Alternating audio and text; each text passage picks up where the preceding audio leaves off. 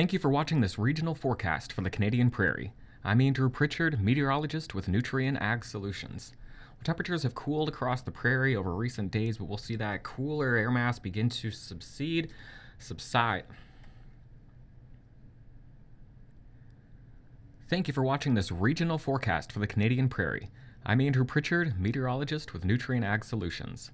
We're going to see temperatures warming slowly as we head into the next 4 or 5 days, getting back to near average, if not a little bit above average, as we get toward the end of the week into early next week. We'll continue to see a relatively active pattern that's going to keep things a little bit on the above average side of things, especially as you head toward the west, parts of Alberta into northern and central Saskatchewan. A little bit above average here with the precipitation, or at least near average as we head across the rest of the prairie. A cloudy start to the day for many across the prairie, even with some snow falling across many of the regions here. Some snow across parts of southern Manitoba, Winnipeg, seeing some flurries this morning, Saskatoon, Medicine Hat, maybe even some light snow flurries across parts of the Edmonton and Calgary area as well. Now, as we look at the next 24 hours, it'll be on the quieter side until we get into the day on Tuesday. We're going to see a front move through on the heels of this area of low pressure. I'll go ahead and kind of show you how this evolves. Here's the area of low pressure right now on Tuesday morning as we wake up around sunrise, making its way through central Alberta. We've got a front extending back behind that, though, that's going to begin to light up with some snow as we head into the later part of the day on Tuesday into Tuesday night, overspreading the entire prairie along and south of Highway 16 as we head into Tuesday night, bringing some light accumulation to many areas, at least a trace up to 5 or 6 centimeters by the time we get to Wednesday morning, but more is on the way.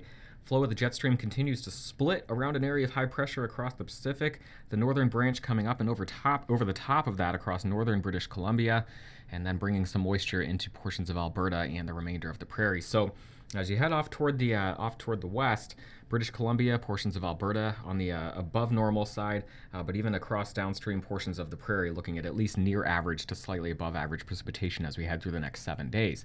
Again, that because the flow of the jet stream coming up and over the top of that ridge, bringing in short waves across the prairie here, that each one of those will bring the chance for unsettled weather.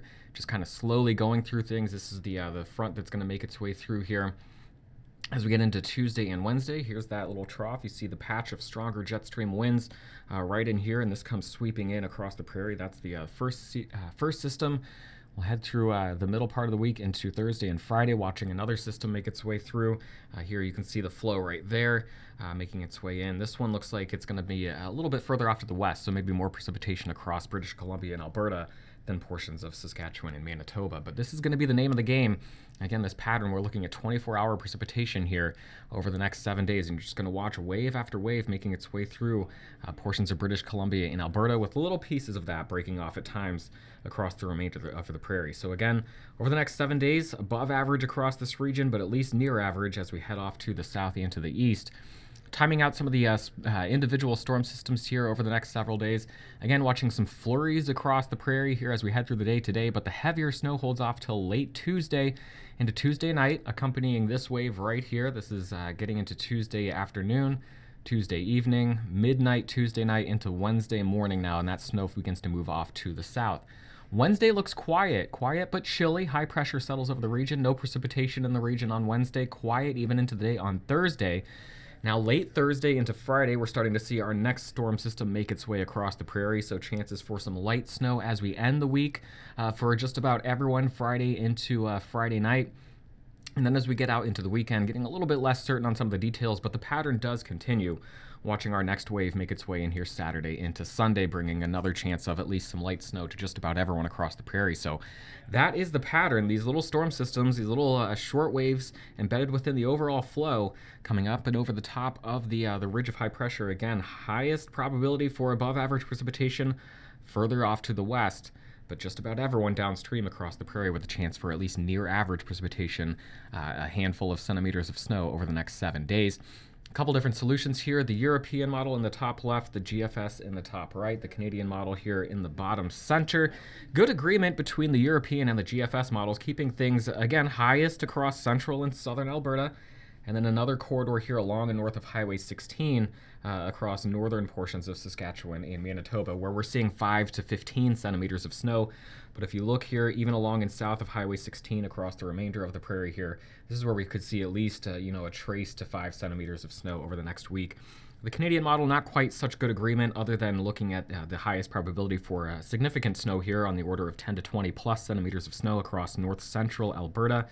But then again, keeping the chance for just about everyone here to pick up about anywhere from a trace to 5 to 10 centimeters of snow. So I do think the European model and the GFS model have the best handle here on the corridors of heavier snow, again across central and southern Alberta, getting into northern Saskatchewan and northern Manitoba as we head through the next 7 days, but just about everyone with at least that chance for a trace to 5 centimeters of snow.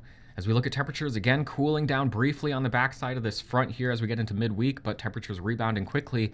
The pattern just not supporting real long-lasting, bitterly cold air. It is still February across the Canadian Prairie, but not seeing any sort of real long-lasting cold air outbreak across the region, so that is good news. As we look at temperatures over the next 10 days or so, again, a bit chilly as we get the week started, but climbing back above zero as we get into the end of the week and beyond.